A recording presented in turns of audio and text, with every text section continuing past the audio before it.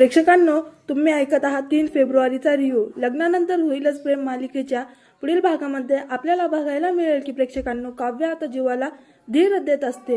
काव्य आता जीवाला म्हणत असते की जे आपलं आहे ते आपल्यालाच मिळणार आहे, विश्वास ठेव जीवा, कारण विश्वास ठेवायला आपल्या पार्टनरनेच आपल्याला शिकवलं आहे.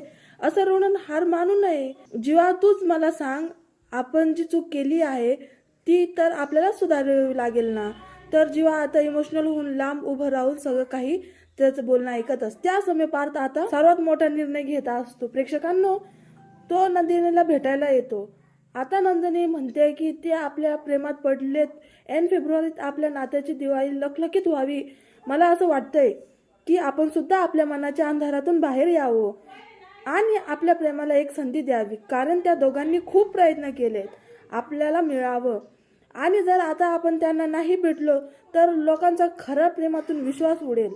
तर प्रेक्षकांनो, आता पार्थनेच पुढाकार घेतल्यामुळे लवकरच जीवा, नंदिनी आणि पार्थ काव्य एकत्र येणार आहे, आपल्याला बघायला मिळेल. कसा आवडला मग आजचा एपिसोड प्रेक्षकांनो?